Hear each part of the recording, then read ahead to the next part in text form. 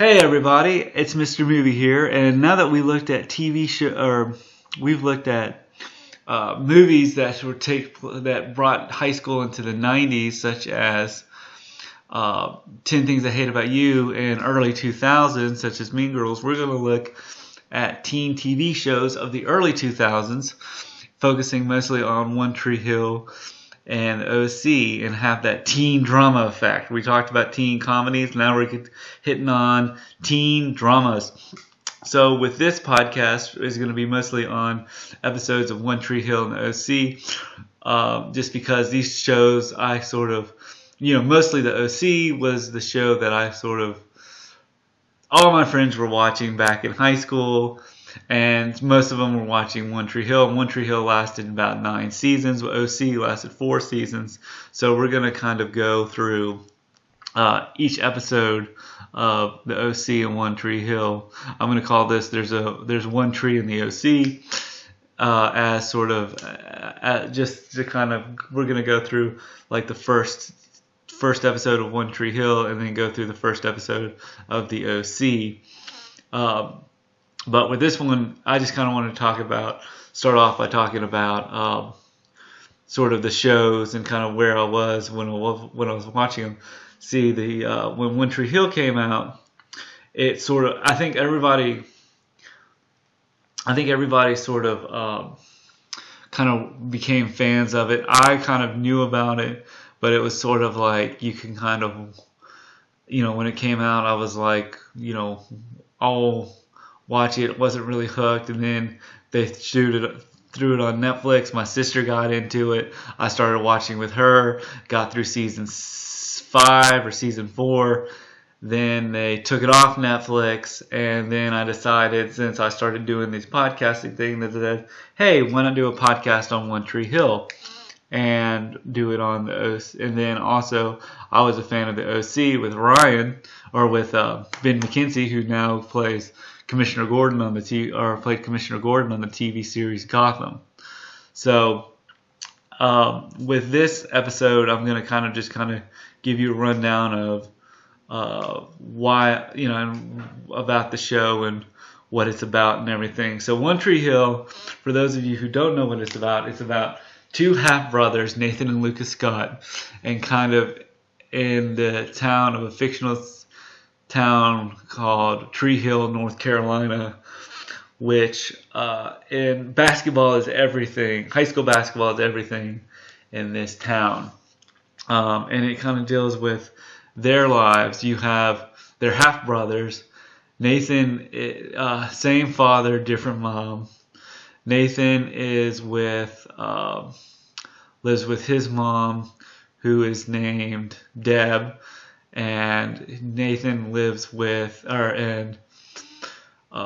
lives with his mom, who is named Karen. So, and it's just about them and about basketball and kind of how they hate each other and stuff like that. So I'm going to kind of go more into detail as I go through the episodes. But let me give you kind of a rundown of the homework that I did. So One Tree Hill, Season 1 premiered September 23rd, 2003, and lasted from May 11th, 2004. It premiered on the WB on Tuesdays. It aired around 9 p.m. during counter-programming to 24, according to Jim, and the reality TV show High School Reunion, and the Canceled Too Soon reality show The Jury, and it ended right after it, like kind of, I think Summerland. I think One Tree Hill was on at 9, and Summerland, which starred Lori Lang who played Aunt Becky from Full House. This show sort of fell off that one. It was created by the creators was Mark Schwann, who was the director of Coach Carter. He was the writer for The Perfect Score, and he was the writer for Whatever It Takes. He recently did The Royals. His other works include also did going to The Perfect Score. That movie starred a young Chris Evans and Scarlett Johansson before they were Black Widow and Captain America, respectively. Produced by Jennifer Cecile, who produced the Beverly Hills 90210 spin-off show 90210 for the CW. She's also did works for.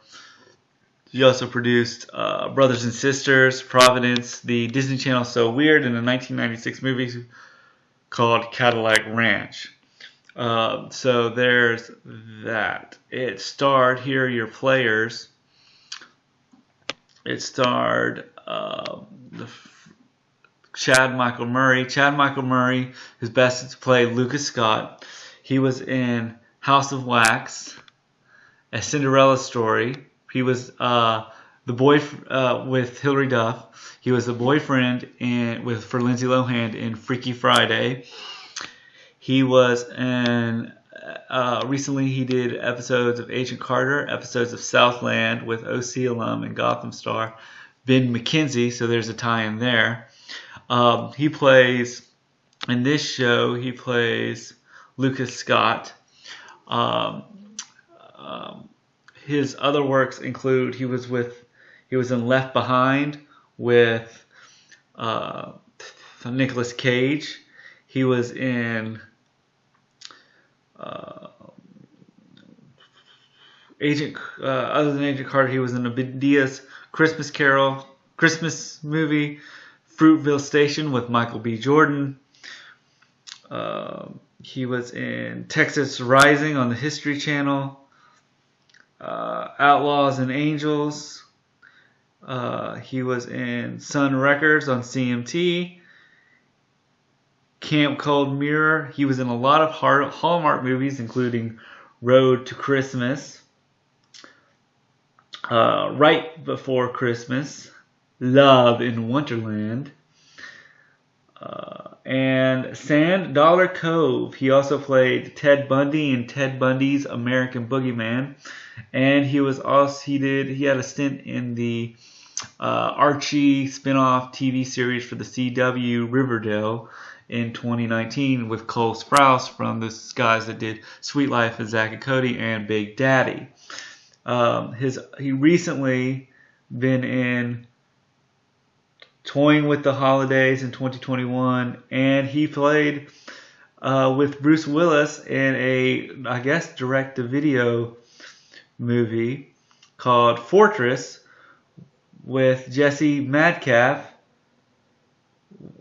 from John Tucker Must Die. So when you see John Tucker, it's kind of like when you have movies such as John Tucker and the guy from One Tree Hill with Bruce Willis in the same movie. What are the odds?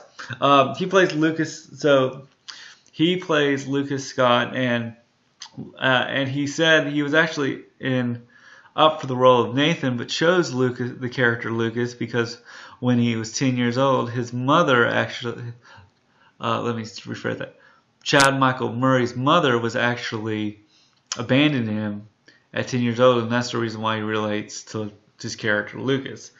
James Lafferty plays Nathan Scott, Lucas Scott's half brother. He was in Annabelle's Wish, Boston Public, where he played a character named Michael Scott. The TV movie, A Season on the Brink, about Bobby Knight, and he was also in Annabelle's Wish. He was in the Cancel Too Soon series First Monday. He was on the Netflix show Haunting on Hill House. He basically was in most of a lot of the series. He's recently been in Oculus with in 2013. He's been in the Hulu TV series Everyone is Doing Great with Stephen Coletti, who you know from The Wedding Do-Over, and he was actually in. He played a character named Chase Adams in One Tree Hill, so they actually reunited for this. He's actually was in The Right Stuff,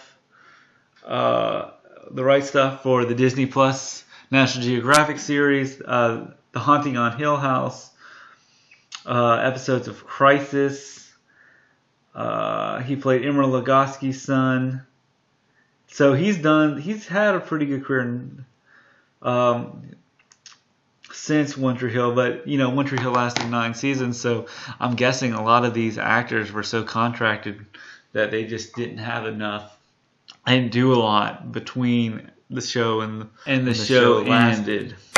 So you had him and then next is Hilary Burton, also known as Hilary Burton Morgan. She plays Peyton Sawyer. She was in Hilary from Dawson's Creek in 2002, which was her first role. She was in episodes of Castle, the Hallmark movie Naughty or Nice, Council of Dads, the TV show. She was also in episodes. She was actually in real life married to Jeffrey Dean Morgan, who played Negan in The Walking Dead. Her other works include The Secret Life of Bees. She was in the TV series Lethal Weapon with Damian Wayans. She was in the TV series Forever, the Cancel Too Soon series Forever, with Ian Gruft, who played Mr. Fantastic. He was in Grey's Anatomy, White Collar, and she's done some work in television. So that's Hilary Burton, who plays Peyton Sawyer, and I'll go through the characters as the show goes on. Then you had Bethany Joy Lenz, who plays Haley James. Bethany Joy was in Charmed, Guiding Light, The Faculty, Felicity, The Cancel Too Soon Show, Maybe It's Me, Bring It On Again, episodes of Dexter, American Gothic, Grey's Anatomy, and the Hallmark movie Bottled with Love. She was also in the Cancel Too Soon series Persona. She was in the Hallmark movie Christmas Secrets, and episodes of CSI. Before she was also in episodes of Charmed and Mary and the TV movie Mary and Rhonda about the Mary Tyler Moore Show. So there's that. She plays Haley James. Let's see. Then you had Paul Johnson played Dan Scott. Paul Johnson's best known for John Q. He played the news reporter. He was in Beauty and the Beast, the TV series with Kristen Kirk. He was in episodes, Kristen Kirk from Smallville. He was in The Notebook with Ryan Gosling, and episodes of Seventh Heaven. Paul, according to my notes, now Paul was also in. He's also done work in Atlas Shrugs. He was in NCIS, Once Upon a Time, Mad Men, Alpha Dog, The Drew Carey Show, Wishmaster 2, Earth, The Final Conflict, She's So Lovely, and he was also played John Sears in an episode of Beverly Hills 90210. So it looks like he's had some work in the teen drama series. So it's kind of, doing this research I was like, oh, that's interesting. But he plays Dan Scott, and Dan Scott is the father of both Nathan and Lucas Scott. Then you had Barbara Allen Wood, who is Dan Scott's wife, who she plays Deb Scott. She was in Honey, I Shrunk the Kids, the TV show, the Cancel Too Soon series, Bill and Ted's Excellent Adventures, Striptease with Demi Moore, episodes of the She was in recently in episodes of the Goldbergs. She was also in. She also plays. She was also in episodes of the Golden Girls, and she was in episodes of Desperate Housewives. She also recently plays the mayor in the sci-fi USA TV series Chucky, which is based on the killer doll from the Chucky series. So there you go. Before she was also in Married with Children as well. So there's that. Then you had Sophia Bush plays Brooke Davis. Sophia Bush is best known for John Tucker Must Die with Jesse Metcalfe. She was in The Hitcher. She did voice work in The Incredibles 2. She was in Alex Inc. She was in Partners. She's really done really well with her Chicago series. She was in Chicago PD, Chicago MD, and she was in This Is Us with Aquaman star Justin Hartley. So, and who was also in Smallville. Justin Hartley was. So, there's that. Then you have Lee Norris played Marvin Mouth McFadden. Lee Norris, if you don't know the name, but you'll know the face, he played Stuart Minkus, and you were a 90s kid. He played Stuart Minkus in Boy Meets World. So he was in Boy Meets World. His other works include he reprised his role back in Girl Meets World. He was also in Gone Girl, Zodiac, Greyhound, and Almost Home. His other works, he also was in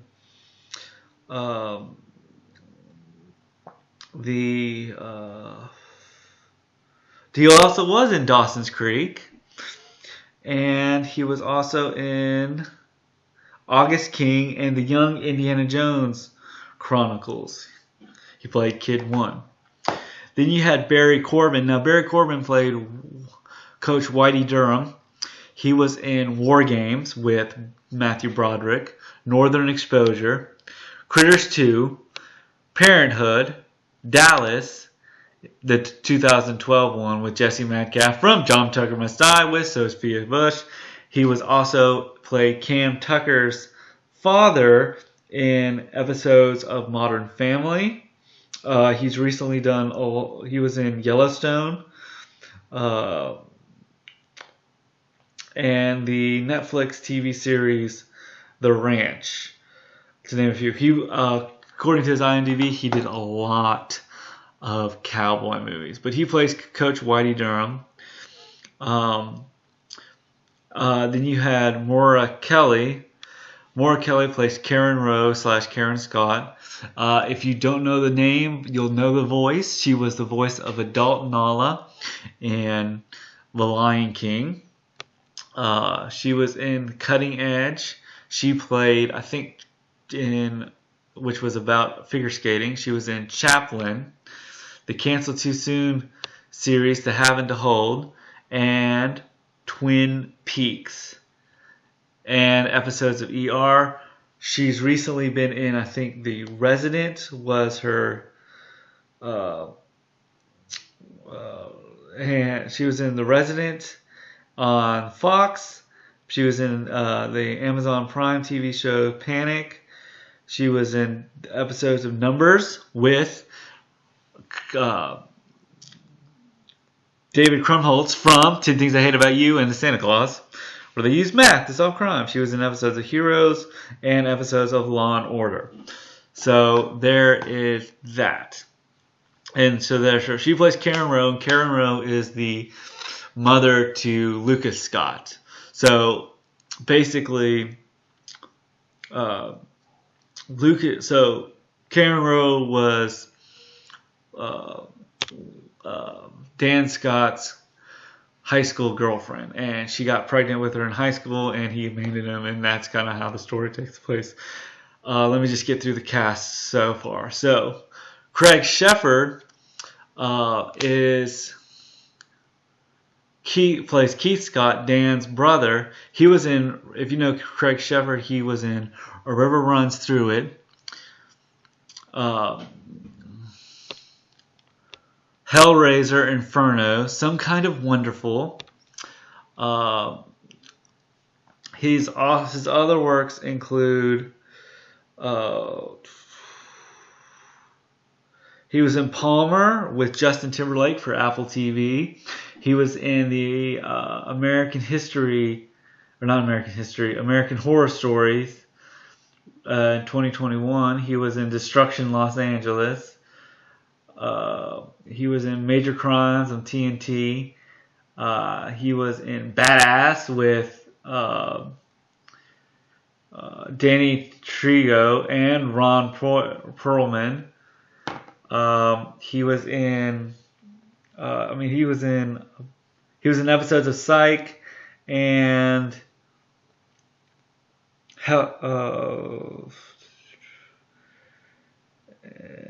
he was in episodes of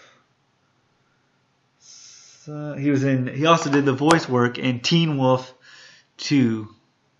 And he was in episodes of Psych with Dule Hill and James Rhodey. Da-da-da. That's your cast of the series.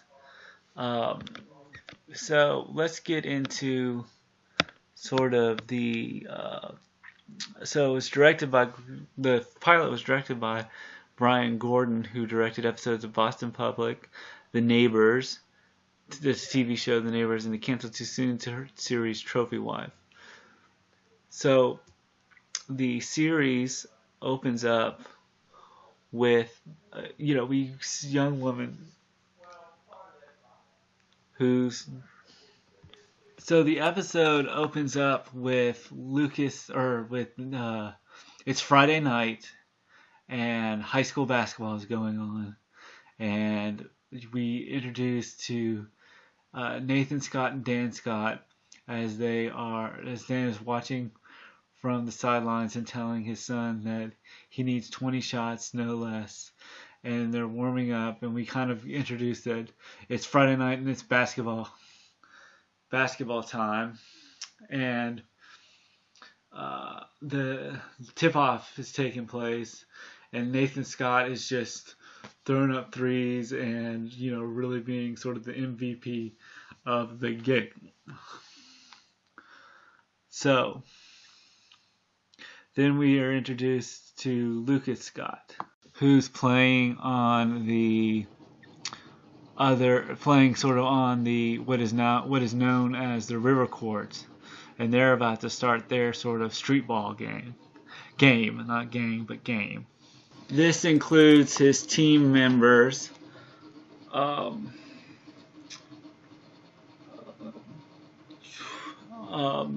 You've got, other than Antoine Tanner, you've got Junk, who is played by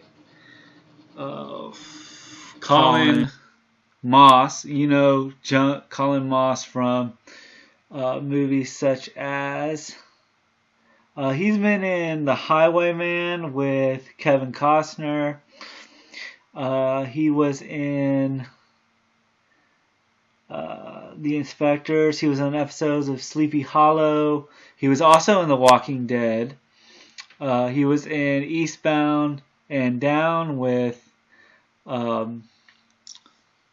Eastbound and Down. He was in movies such as Iron Man 3, 42, Safe Haven, or as one of podcaster called it, Ghost Friends. He was also in Identity Theft, The Odd Life of Timothy Green, Um, Before he was in Dear John, Secret Life of Bees with Hillary Burton. He was also in Dawson's Creek. So I've kind of noticed that a lot of these a lot of these people from One Tree Hill kind of migrated from Dawson's Creek.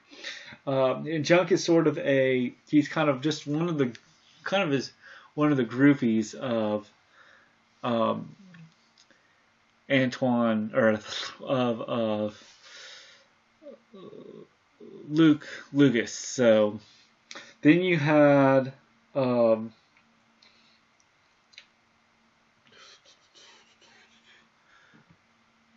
Colin Fickle. Colin Fickle's plays Jimmy Edwards or Edwards. He was in Transformers. He played an analyst. He was in other than One Tree Hill, he was in Boston Public episodes of Law and Order Special Victims Unit, where he played Glenn Rudd, and he was also in episodes of Law and Order. He was in Rage, Carrie 2. He also was in Dawson's Creek. He was in Transformers, which he played an analyst, and The Husker Proxy with Tim Roth. And they're basically usually announcers for the River Court games. So now we see sort of the brothers sort of on each side, different sides of the court, so to speak. We have, Lucas, it's Friday night at the gym. Nathan is just doing warm-ups for the big game, for this game. We see Dan Scott standing next to the kind of on the sidelines saying, remember Nathan to score 10 shots, no less. And, kind of you can tell that Dan Scott is sort of a parent, a sports parent, if you will. And he's sort of, doing shooting threes, and then we kind of see the game starting, and we see how the game is going on, and how they're up by 9, and and kind of I think he's sort of the we kind of are watching the game as it's going by, and Nathan is sort of the high scorer of the game. He's already got 14 of their 16 points. He shows up with a layup with a one-arm dunk. Then we are sort of that he showed talent, and that the announcer says he hasn't seen talent like this since his dad played for Tree Hill. And I guess we kind of get an idea that Dan Scott was a big name on campus, big game in high school basketball. Then we see the announcer asking that it's all that basically Nathan Scott is has control of the game, and then we go back to the River Court, where we see Lucas Scott getting onto the court, and Mouth sort of announcing Lucas Scott, and sort of as the audience, kind of giving us, the audience, the idea of what's going on with his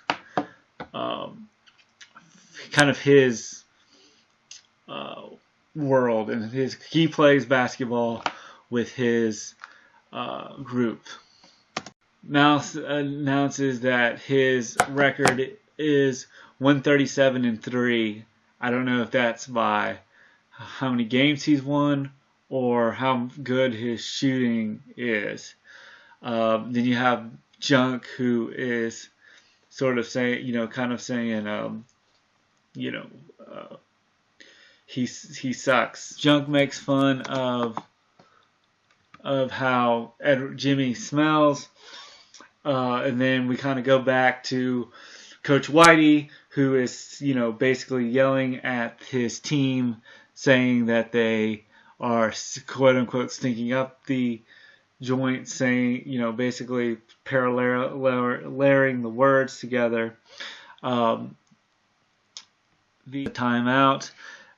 Nathan says, why are you so worried? They're up by 5 or up by 9, and Whitey sort of benches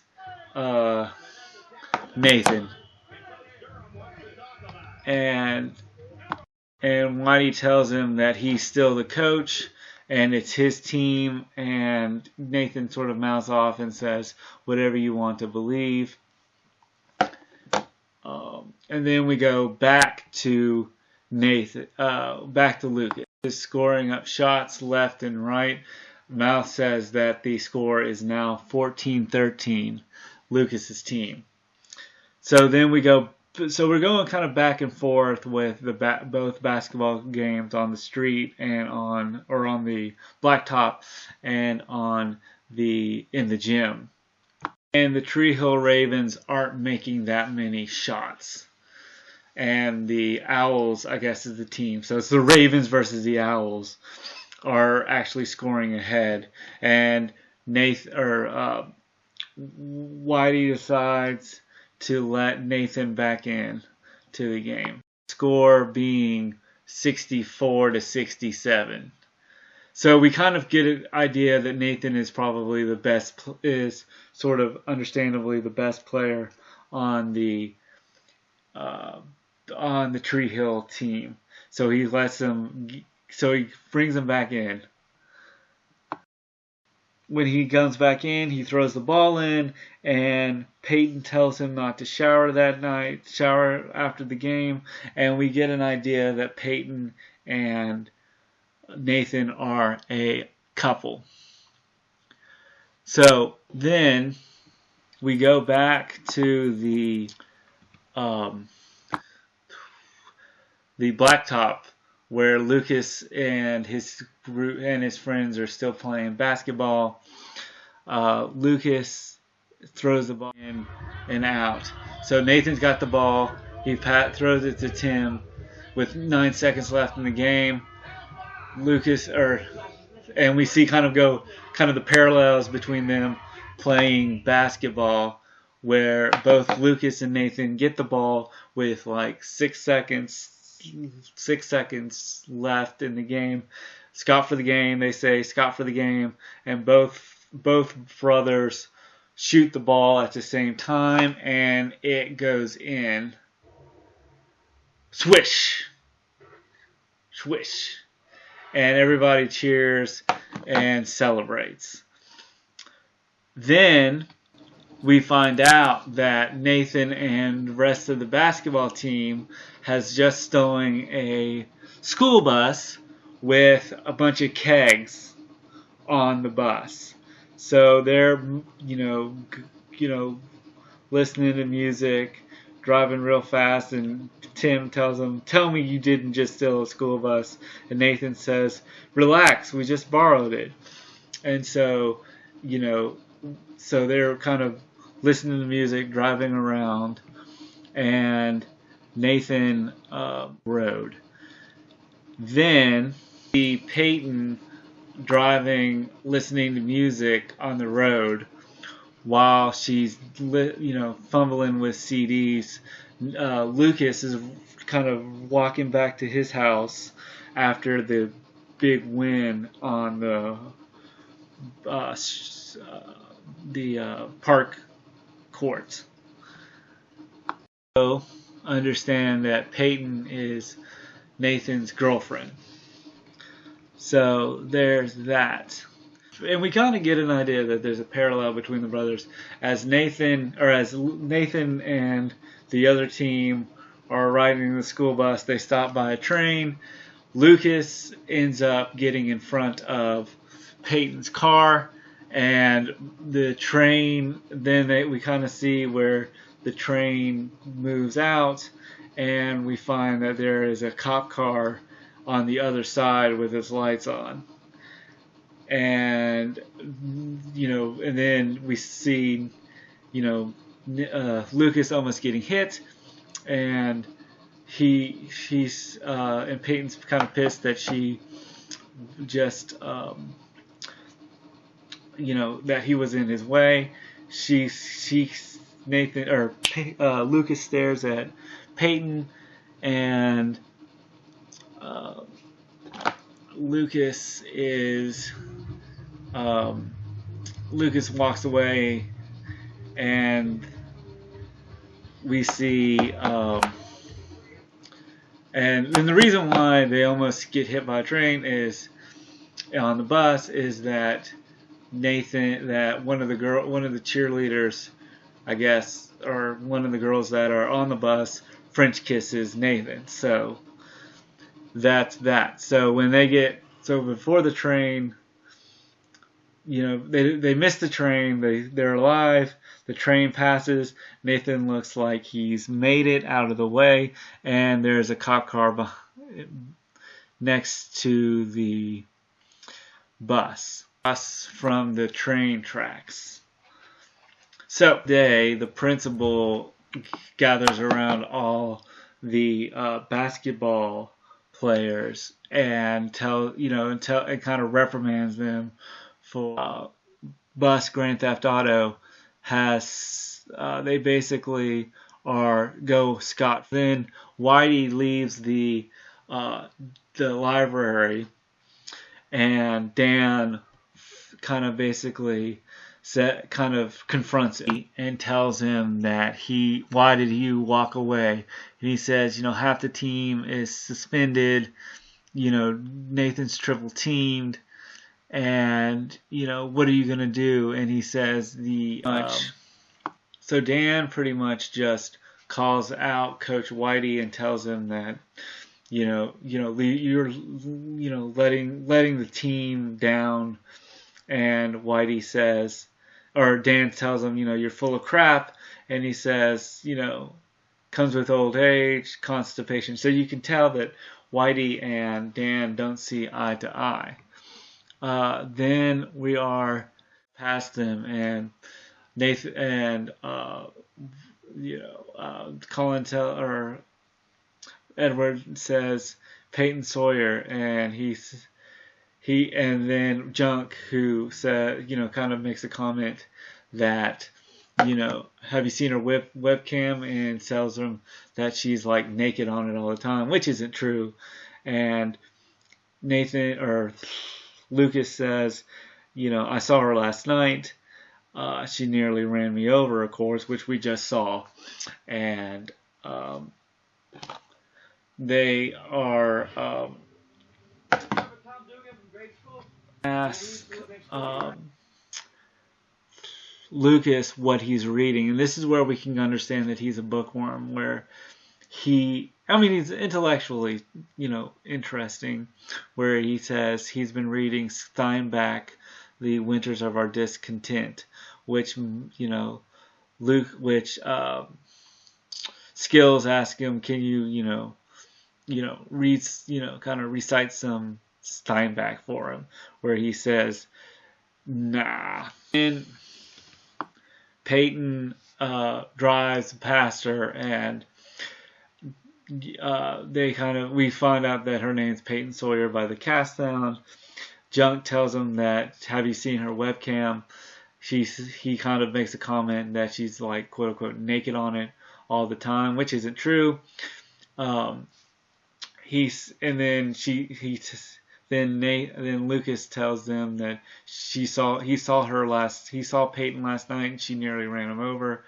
And he says, game of basketball, which lasts pretty much through the night, and Lucas heads to his mom's cafe called Karen's Cafe, where we kind of meet Lucas's mother, Karen Rowe, who is played by Mariah Kelly, voice of Nala, and they're eating chili, and we are introduced to Haley. Haley is pretty much Lucas's sort of best friends, and they're not like there's not like this sort of friends, but then they become girlfriend boyfriend or anything. You can kind of tell that that Lucas and Haley sort of grew up together.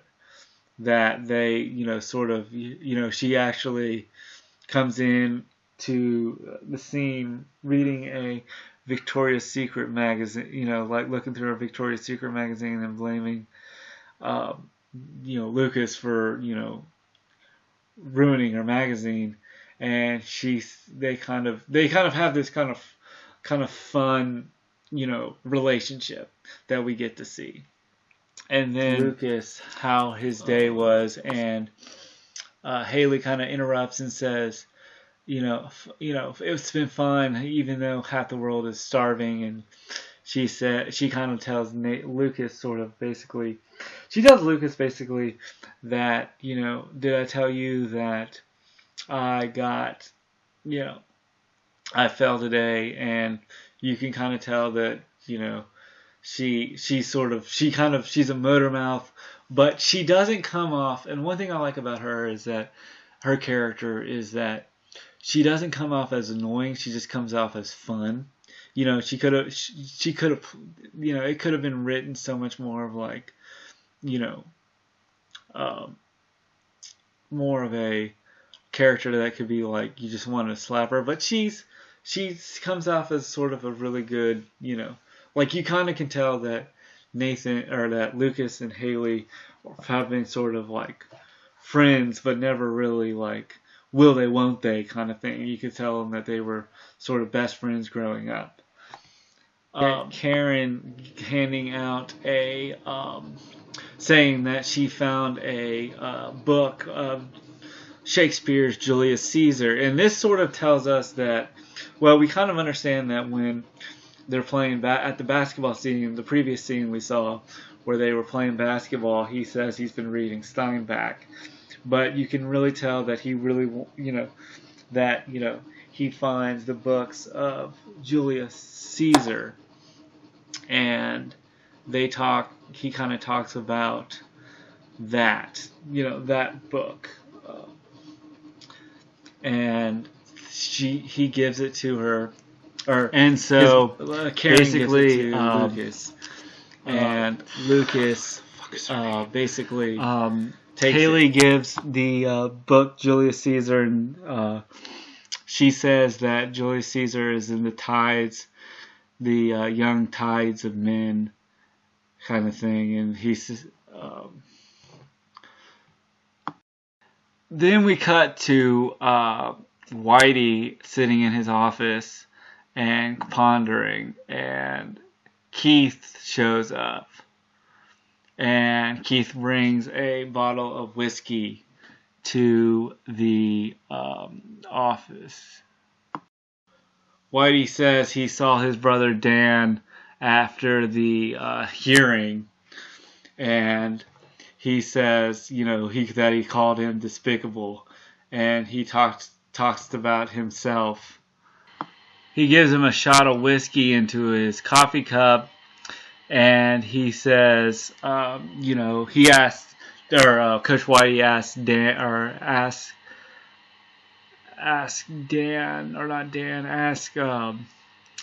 Keith when he played for Whitey, how many baskets did he average a night? And he says, he makes fun and says, I averaged half a beer tonight. And I like sort of, we kind of see that they've had, been a relationship. And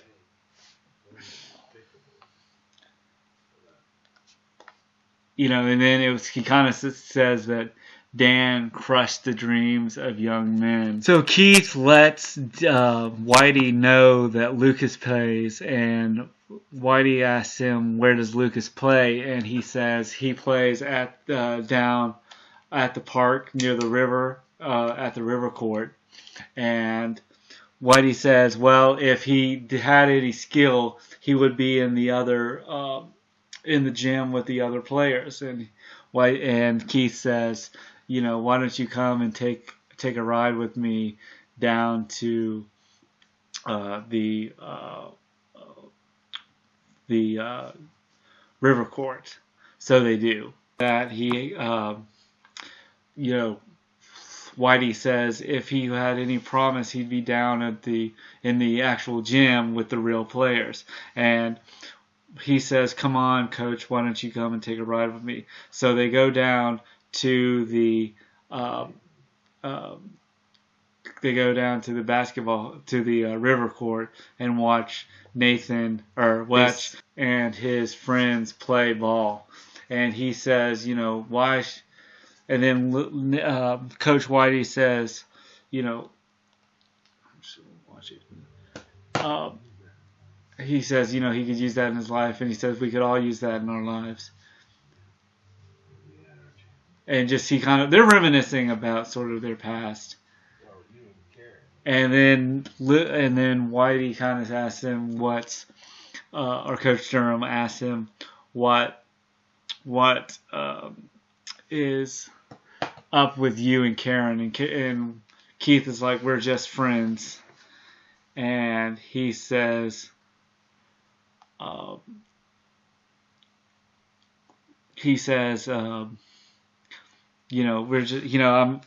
I'm the kid's uncle, and I just don't want to kind of ruin that relationship, that sort of relationship with him as being an uncle, and that kind of thing. Then we get the backstory of what happened between Dan and Karen. Dan told told Whitey that Karen was pregnant during their senior year, and Dan sort of, the back, and this is as the audience gets sort of the backstory of kind of their relationship. How Whitey says to Dan that he should honor his scholarship and go to high school and go to college. And Dan, I think, probably didn't do that because now he is a car salesman. And then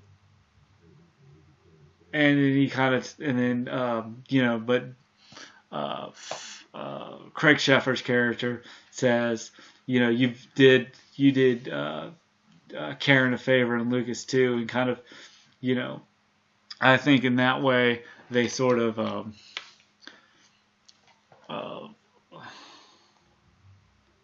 do it, and we see that Lucas kind of has his crew with him, and then we kind of see Peyton and Nathan's relationship, where Peyton is sort of working on her artwork, with skulls and a hockey player for some reason, or shoveler, and she's on a MacBook, so it's kind of funny to see sort of how kind of where we were in technology in 2003. And you can hear or listen to some music that I swear would probably be on Tony Hawk's Pro Skater. And then, Nathan shows up and says, hey, how are you? And she's like, I didn't hear you come in. And he says that, imagine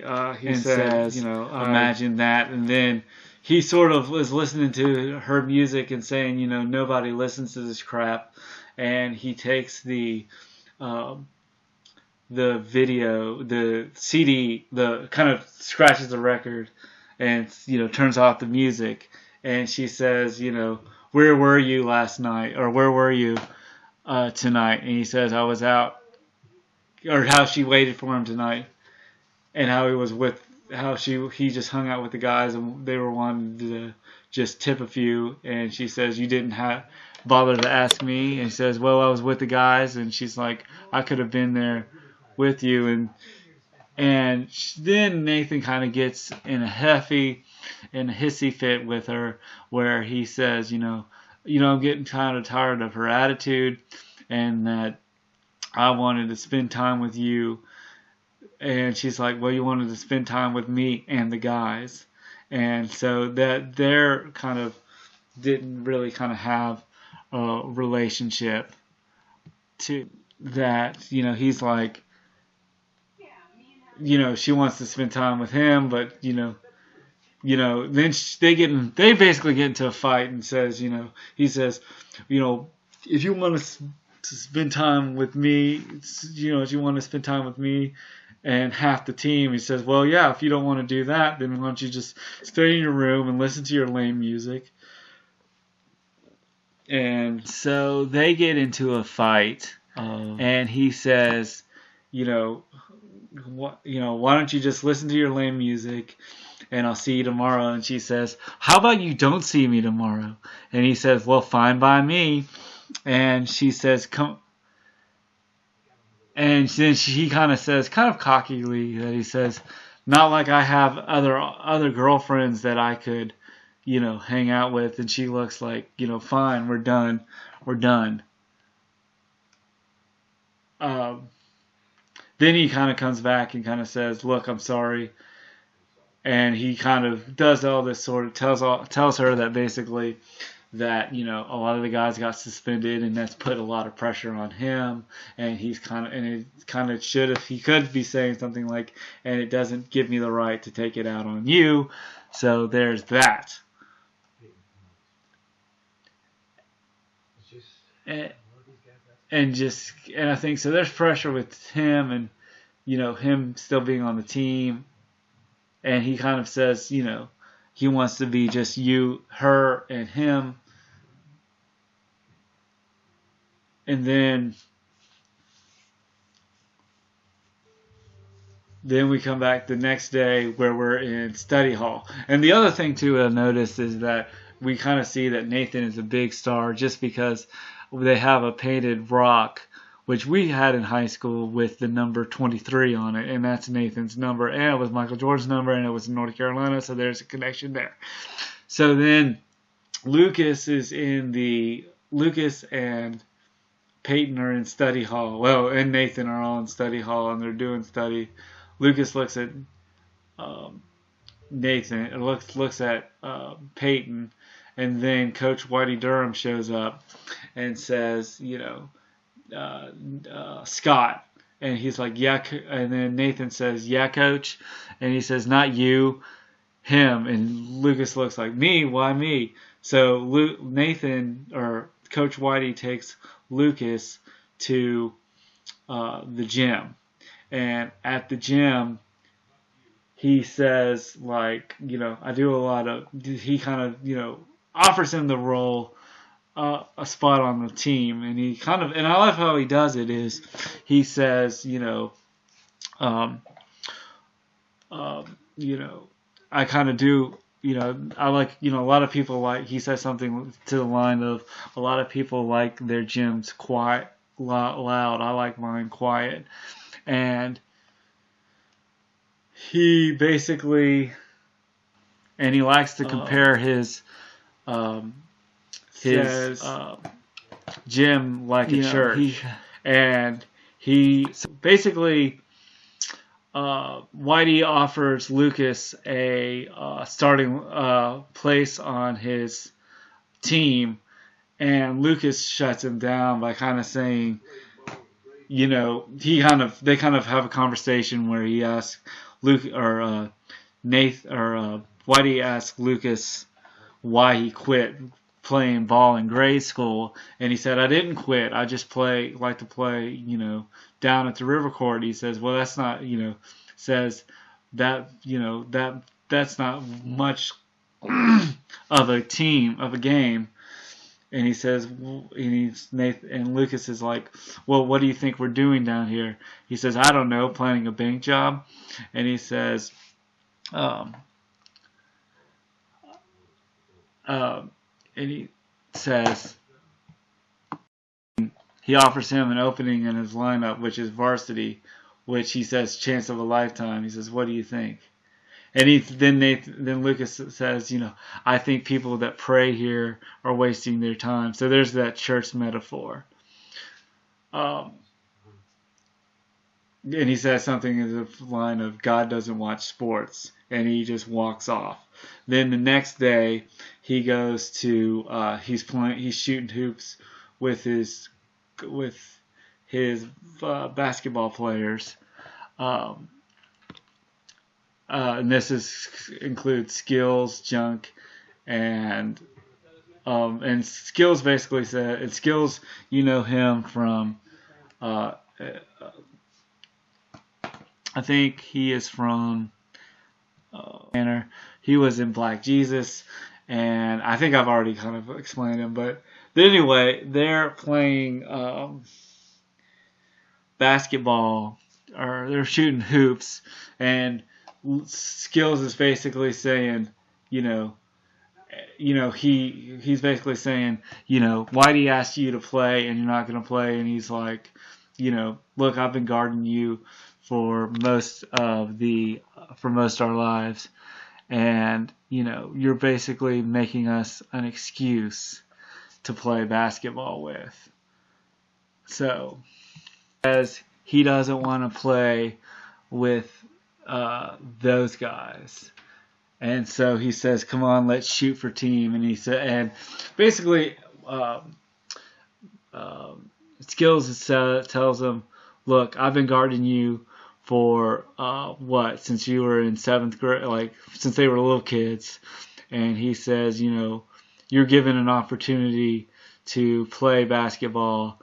For why do you ask you to play, and you are deciding not to because." You need that you're still in your comfort zone, and you can't make us your excuse for playing basketball.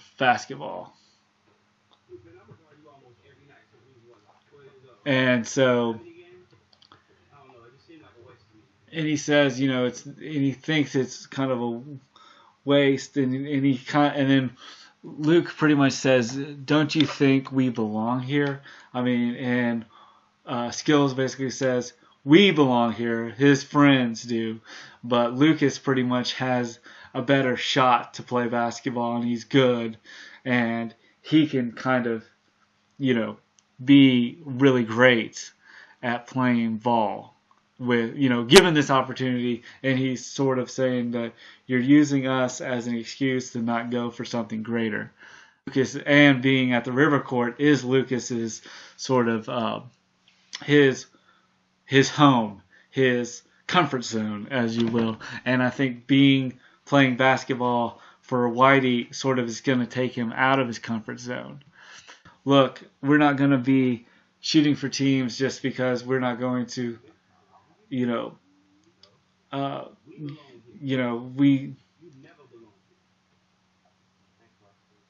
and they just shoot for teams. And he's like saying, "Look, I've been guarding you all my life.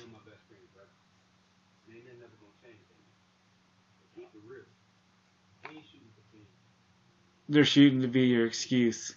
So then, and I think that's the moment where we kind of feel like, I feel like Lucas really is sort of needing to get out of the comfort zone. So he heads home, and on his way home, there's a package on it with his name on it, with a basketball jersey. I don't know how the hell they got that basketball jersey into that vanilla envelope, but he tries it on, and it has Scott in the back of his name. And he says it was at the door. His mom sees it, and she says, you need to take it off. And she's kind of shocked that he actually has it. Durham probably. And so, and she sort of doesn't. He doesn't know if he wants to play or not. And she says, I think you should. And he tells her that, that they refused to play. They were going to play with me. And he says, "Well, aren't you making that an excuse?" And she asks him how he feels about that, and it pissed him off a little bit. And, she just says that they should be his friends, and she says they are his friends. She's just getting them out of your zone. And then we get to see get a photo of young Lucas, and where Lucas is with his first level of basketball, and he says, that was the year that we found out that there wasn't a Santa Claus, and he says, she says, well, if that was the year that there was no Santa Claus, that she said, and the thing I would never forget, that it would hurt people that didn't get it until when they grow up, because then their kids wouldn't have gifts under the tree, which I thought was kind of cute. Then Karen basically says, you're a good kid, Luke. And he says, my past is not my future. I don't want you to be sitting out your life not playing basketball. He's a good kid, and that she's proud of him, and that she shouldn't be sitting out his life on account of her, because that's not what she wants from him. And she says, my past is not your future. And which I kind of feel like it's pretty interesting that she's not like, so, that she wants him not to be, kind of live his own life and not be so tied that, with what her mistakes were, kind of thing.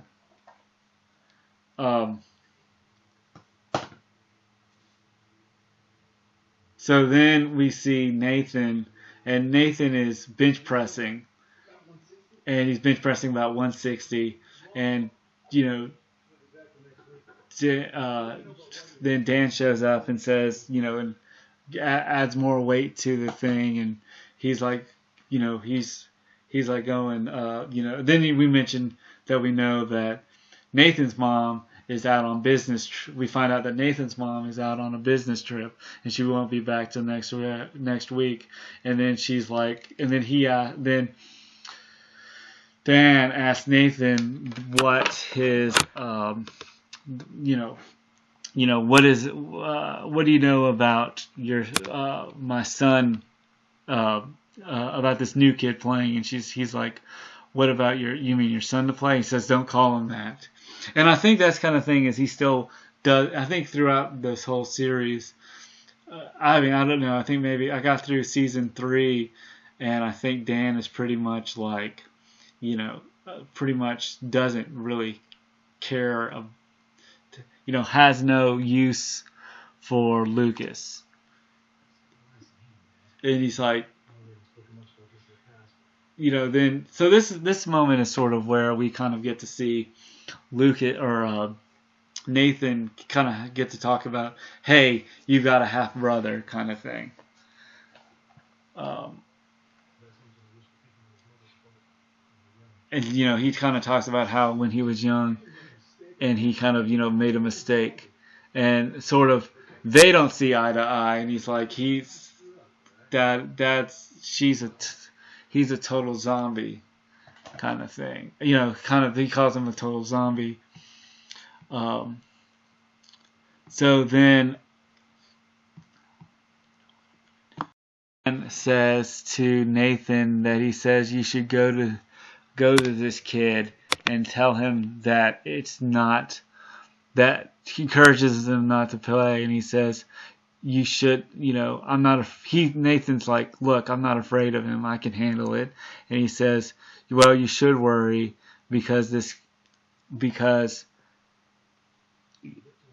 we work too hard.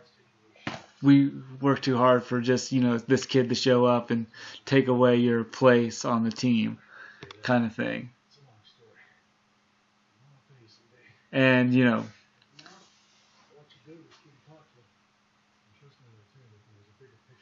and he kind of basically, he's kind of feeding them the line and says, it's your future that's at stake here, and you don't want Lucas to sort of take your place on the team and ruin everything for your future in basketball.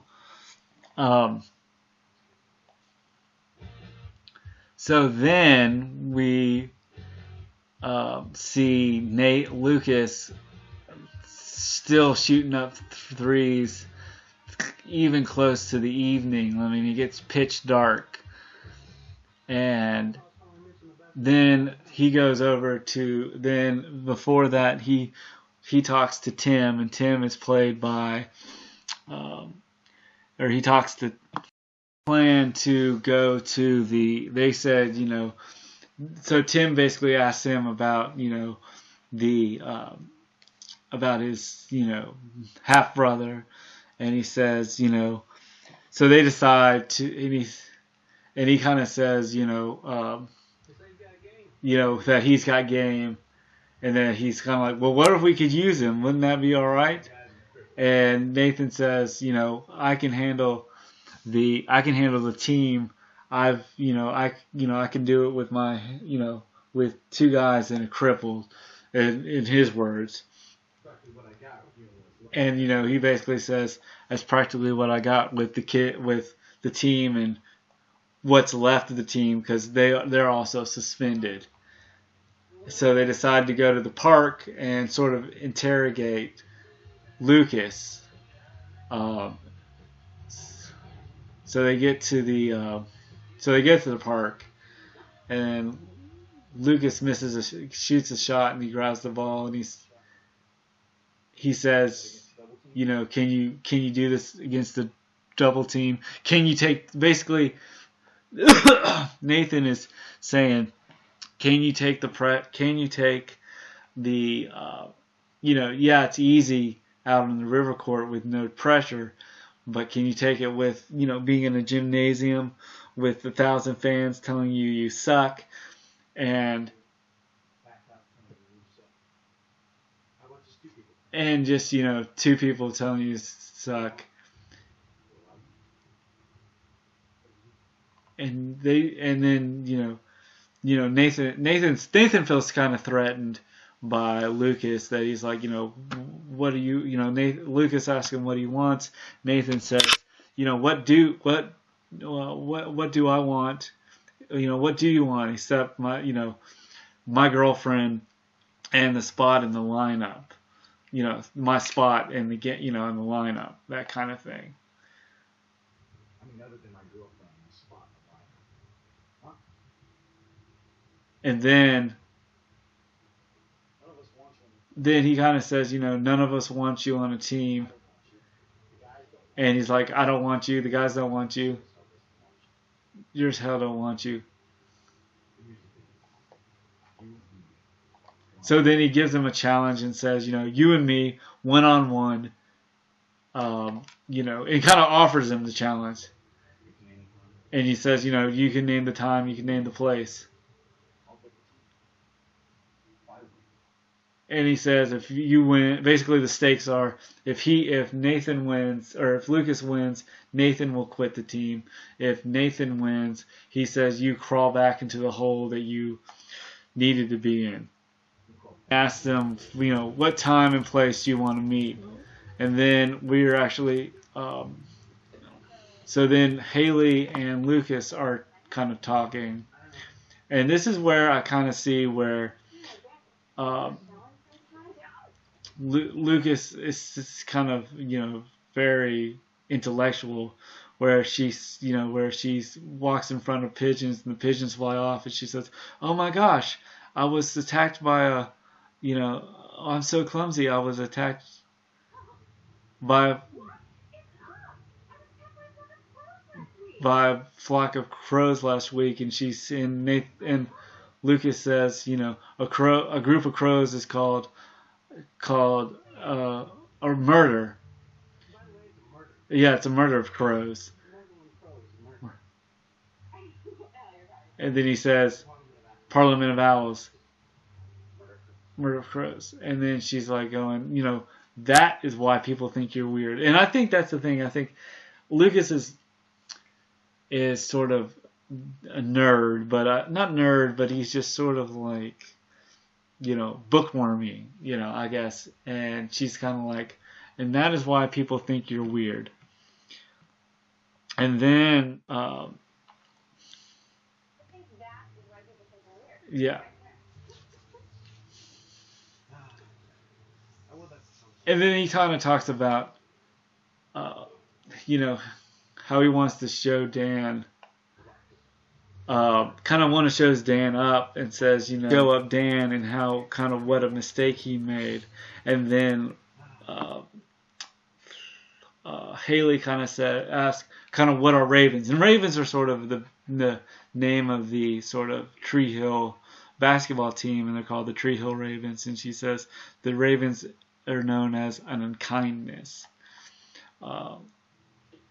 Then we find out that we're next to the subplot of Peyton. Peyton's car just broke down on the middle of the road, and it's fuming. So then, basically what we have next is Lucas is basically helping out Keith in the body shop, and Keith asks him, so why do you ask kind of the same thing that both Skills and his other friends are asking him, so why do you ask you to play and you don't want to play? He says, I do play every night. And he talks about the time that when he was a kid, he saw with his dad.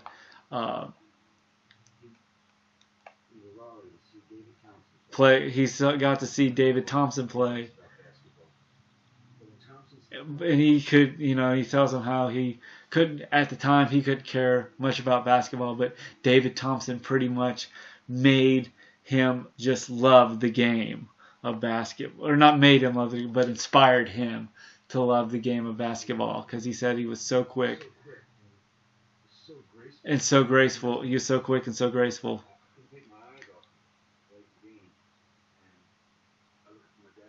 And he says, I looked up into my dad, and he said he saw tears in his eyes.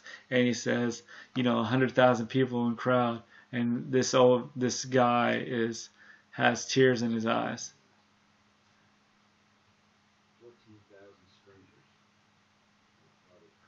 And then and it's kind of interesting that it's, he says, he's just making this whole thing that, watching this basketball player was just, was like poetry to him. So then he tells him that, Lucas has got a gift, and he says, it's a shame that nobody's going to see it on the basketball court, and that you shouldn't hide it in the park. And he says it's a shame to do it. And then he gets a call from from Peyton, and Lucas goes to tow Peyton's car. And then while Lucas is towing Peyton's car, he starts to make small talk by saying, that's me inside your head. And she's like, excuse me, what? And he's like, that's me inside your head, which goes back to the fact that she's wearing a Ramones t-shirt.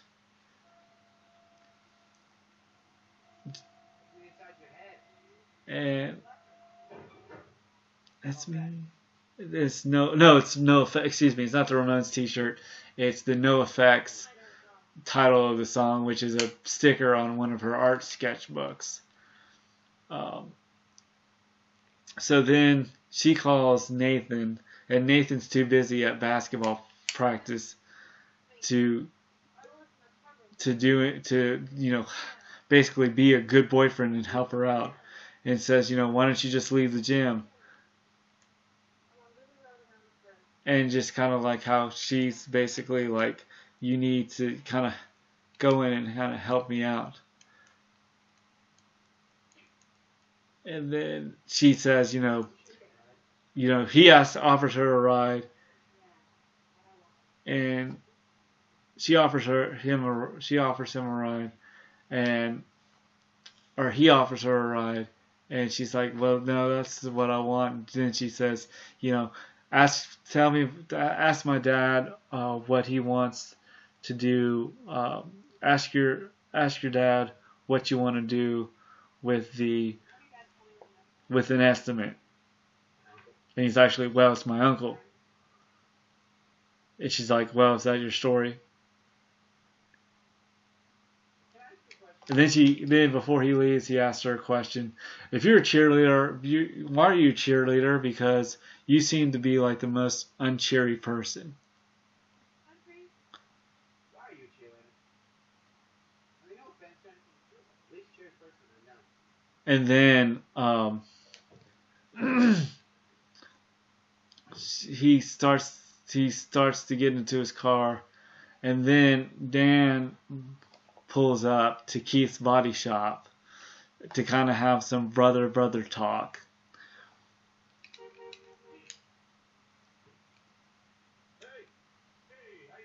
And he's like, he asks him how he's doing, and he says, I'm doing good.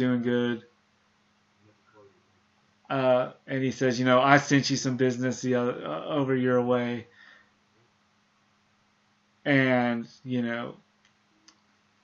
then we kind of go back to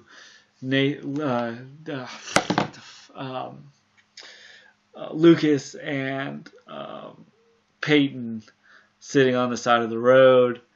And she's like, Lucas is saying, why don't you just give you a ride? And he's kind of even, says, why don't you give her a ride and I'll let you insult me.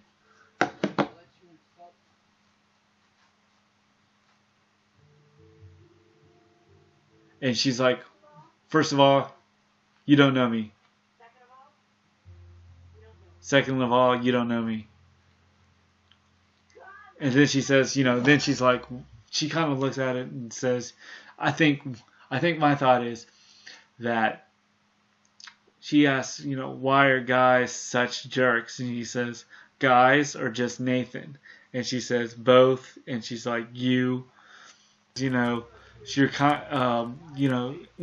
Nathan, kind of basically, Lucas kind of says, Nathan, and Lucas tells Peyton that Nathan and Lucas are basically half brothers. They share the same dad, and it kind of, she kind of says, well, it sucks that that you have sort of a father like that. And he's like, mainly for my mom.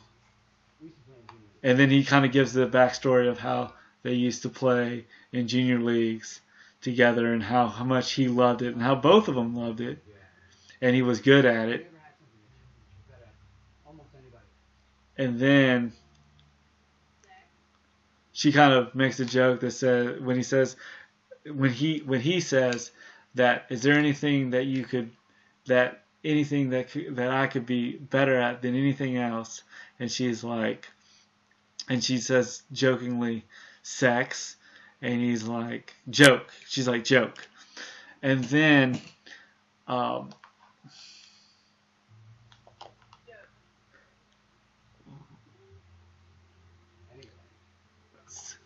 so he keeps kind of telling her the story about how when they were younger guys used to tease him that he was Nathan's brother, and he didn't want to believe it for the longest time. And so one day he asked his mom, and she said he was.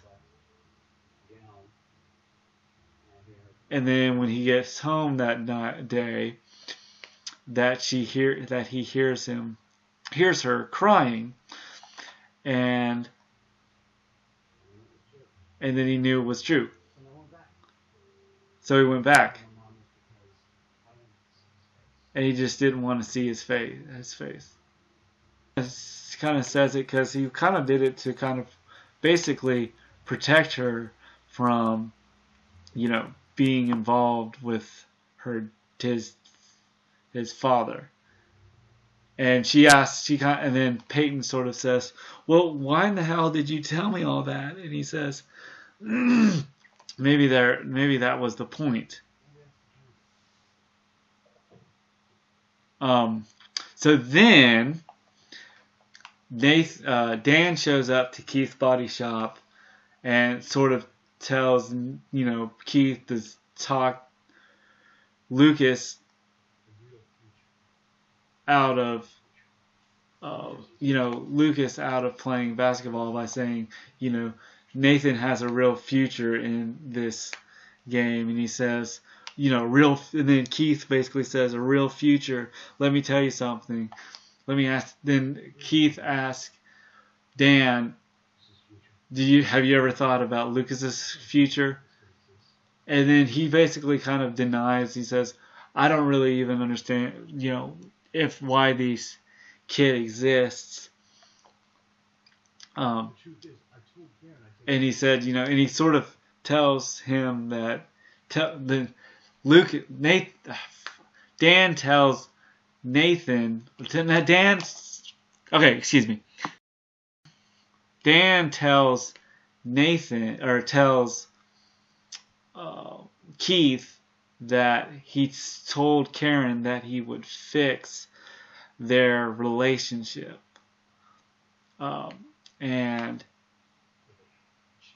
he kind of, as he's talking, Lucas shows up and sees that Dan and Keith are talking and just gives him the dead stare, and he just furiously throws the keys at Keith, and Keith catches it, and Dan's like, oh, I'm sorry, kind of has a look like, oh God, did he hear all that stuff?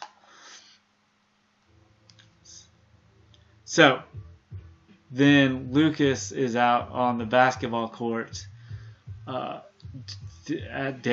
nighttime, and he's dribbling and shooting hoops, and then he's walking across the bridge, which is the exact logo of what we see in the One Tree Hill opening scene.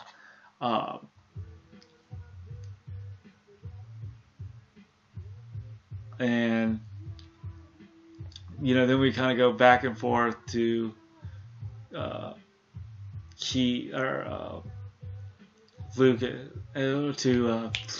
Peyton. Then Lucas goes to the gymnasium and says, and basically accepts the challenge of Nathan, that he says River Court. He says, yes, I accept your challenge to play ball at the River Court midnight. But if I win, I will want something else. So we get to the car dealership, and where he's, you can tell, that's where Dan's in his element. He goes up to this woman who's looking at this convertible, and he's saying, I love that car, I love the car, my wife's got that car. So he's kind of a sleazy, kind of sneaky, slick, sells cars person. And then Karen shows up at the dealership and says, he's a boy who wants to play basketball. I'm surprised that basketball is the closest thing to come into the back of my life. She says it's horrifying and interesting that something as a sport would make you want to come into the life. And he kind of says it kind of sleazily that he's only thinking of Lucas, but she says you dare not have to think of Lucas, not today or any day of the rest of his life. And and she's like, how dare you? And she kind of basically says, look, you've been out of our lives since day one, and she kind of expects that you leave the kid alone.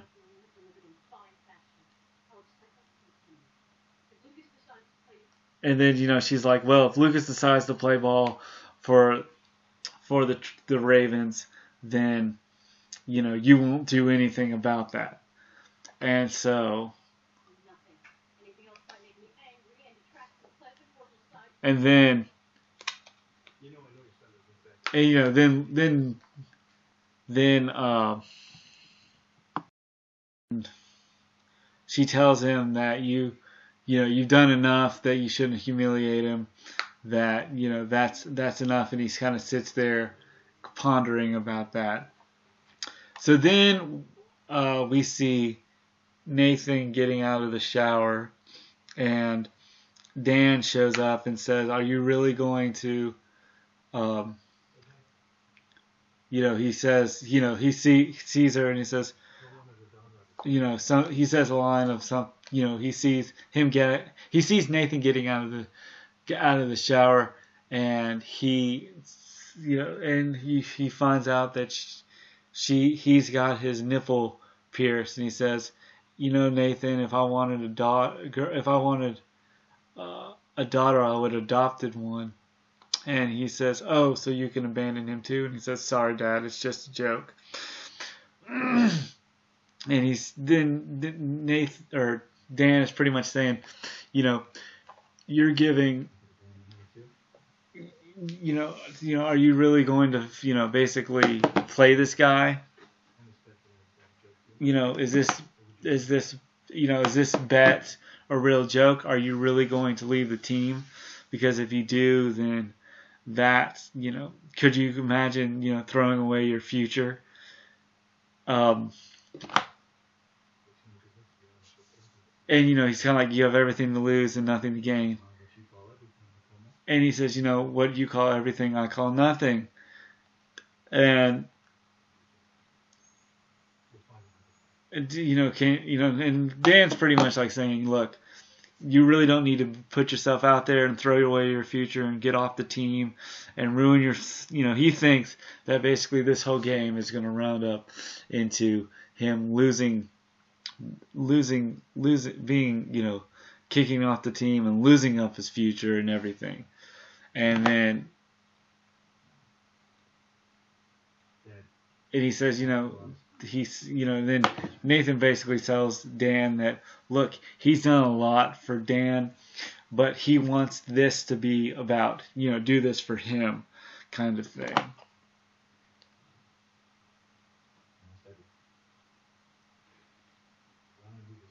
And he says, and then we find out that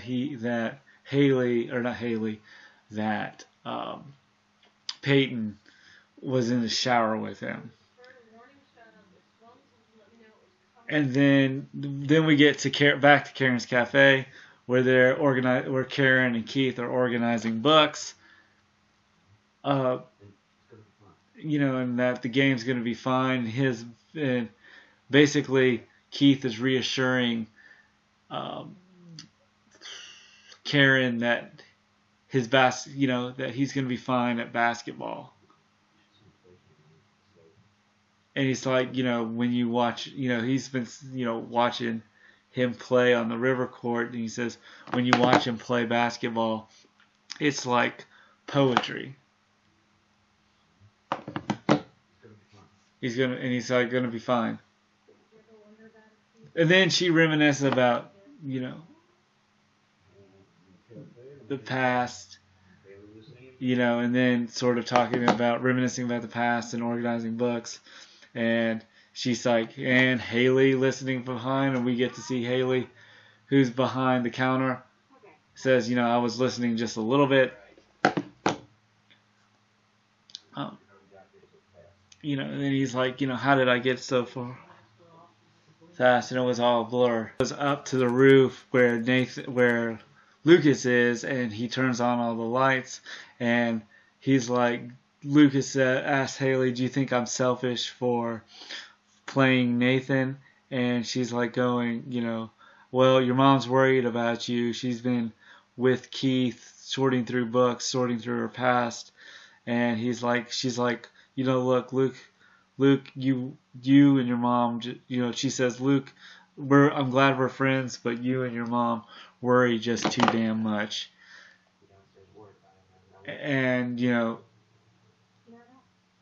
And and I like how she kind of says, she never really get. You can tell that when she says in her line, I really don't get cheesy, but you and your mom worries too much that I think she doesn't really worry that much.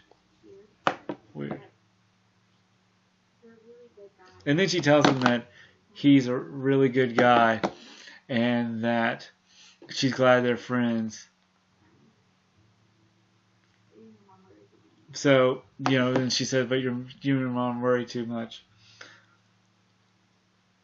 So then we get the night. It's 11:30, the night of the big game, with the song from Jet playing. Do, do, do, do, do, do, do, do. And then we see Mouth and Jimmy doing their teleprompter, their sports commentary. And he's like going, and Nathan and Lucas, or not Nathan, Lucas is, warming up.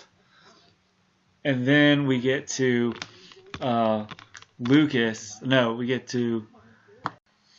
So we get to, so Nathan and Peyton are leaving, and Peyton says, "So what's the deal with this basketball game? I mean, what's at stake here?" And he says, "Well, it's to prove that I'm the best." And she says, "Well, what happens if you win? If he win? What happens if you win?" And it's like, "If I win, I get the respect. If he wins, he gets you." And she's like, "Oh, wow. So I'm some sort of prize to be won." So then we go straight to the basketball court where Lucas is shooting, kind of warming up, and then we hear hear both Jimmy and Mouth doing their sort of commentary, and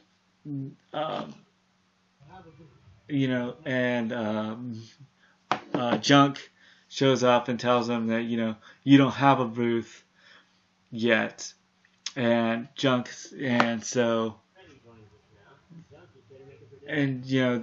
he kind of says, Junk, you care to make a prediction? And then all of a sudden, Nathan drives up on the court with his, it was probably Tim's car, because if you remember back in the 2000s, there was always those neon lights below the car. And so Nathan comes out, and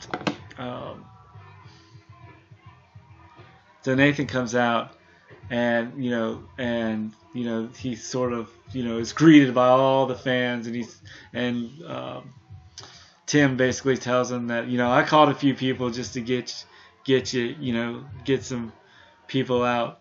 So then they start the game, and Lucas shoots for possession. Lucas shoots, misses the point. Nathan gets the ball, shoots it up, and alley-oops it, and dunks it. Alley-oop dunks it. So the game's about to start, and it's make it, take it, win by 11. And this kind of, and then you can tell that the crowd is intense. And he says, and the crowd is intense, and the game starts, and he says, this is your life. And he says, yeah, it is. And then he fakes shot, shoots it to 3-pointer. It goes in. The crowd cheers. So the Lucas crowd cheers. Then he shoots it again. He gets a 3-pointer. He says, "Come on, is that all you got?" And he says, "What about all night?" And then they really start playing ball. Nathan steals the ball. Nathan dunks it. And then it just becomes a battle where they just start, shooting, and each crowd member just cheers one area to one area. Lucas dunks, Nathan dunks, and it's just this basketball montage that we see with pop music played in the background. And then all of a sudden, Nathan kind of elbows Lucas in the nose, and Lucas is snorting up blood. And he says, but he allows it to happen. And he says, basket counts. And there's sort of a look on the crowd, both by Haley and Peyton and Skills, that that was sort of a cheap shot. And then Tim kind of taunts it a little bit and says, yeah. So then, and I like this. I like how this game works. And he kind of says, he says basket counts, and so it sort of goes. And he kind of, threats and says, you're not going to score again. And it's game point match. And it's, so Nathan joins and dunks it and then gets stabbed. Not stabbed, but gets, blocked. Then we get to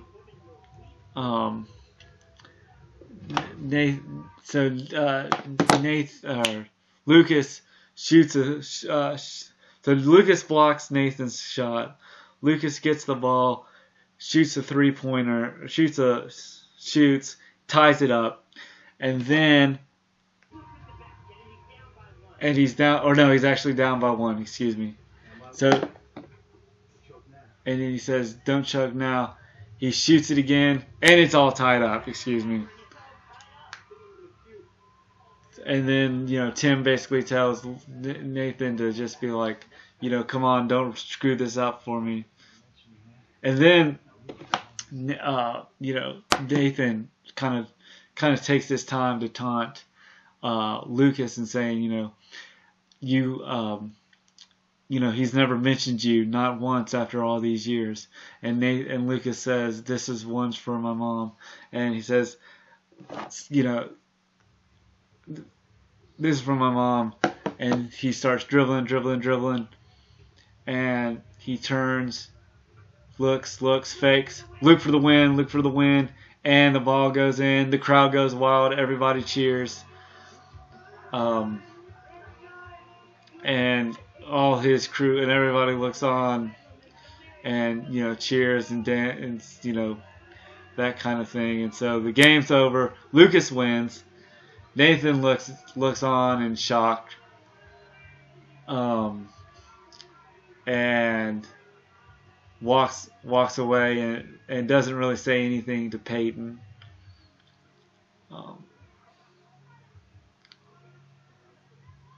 And then, Peyton asked Lucas, so what'd you bet on? If he win, and Lucas says, if Nathan wins, or if Lucas says, if I win, Nathan stays on the team. He said, and Peyton says, why would you do that? And he says, well, it's the last thing Nathan wants. Besides, that really wasn't really what, it wasn't about him. It was about something else. And then Nathan sort of beckons to and tells Peyton to get in the car. And then she's like, okay. And he says, I'll be seeing you. So then we kind of get to the closeout of the episode with a quote.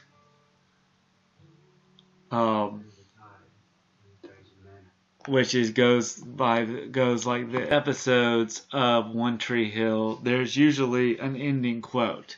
And in this one, Lucas says the quote, "There's a tide in the affairs of men, which taken at the flood, leads to the fortune, but omitted, and the voyage of their lives is bound in shallows, and in miseries, on such a full sea as we now afloat, and we must take the current when it severs, or loses the venture before us, Julius Caesar, which has a connection to the ending of the episode, or the beginning of the episode where Lucas is given the book by Julius Caesar, and Nathan comes into the house and says, "Don't worry, Dad, your secret, or don't worry, Dad, your secrets, your dreams are still safe." So there's that. And so the quote goes by, she hugs, both boys goes to their respective parents' houses. He hugs, and it's the end of the episode. The end of the episode pretty much shows Nathan and Lucas finally joining the basketball team, and so this sort of kind of starts the series. And it ends with the river backdrop of the river course. So that was the first episode of One Tree Hill. No, this episode is a little bit long. It was just because I wanted to explain a little bit more and get the cast involved. But I like this episode. I think it really worked as a beginner. I think Chad Michael Murray really does play a pretty good. I think that's the thing about a lot of shows is when you kind of get into the characters of One Tree Hill, or not the characters of just the show, it kind of works, and and basically, and I like how this show really kind of open, for a pilot, it did really well. It did its job, and I liked, it had with a lot of pilots, it has to sort of get everything explained to a lot of people. I'll go more into detail about that once I listen to the commentary, but I like this pilot. I think it worked. I got hooked a couple, we, started to try it, and I thought it was a pretty good show, a pretty good pilot to start off this series, and, I can't believe it takes 9 seasons. So I'll give this episode an 8 out of 10. I thought it was pretty good. So that's that. Thank you for listening, and please enjoy.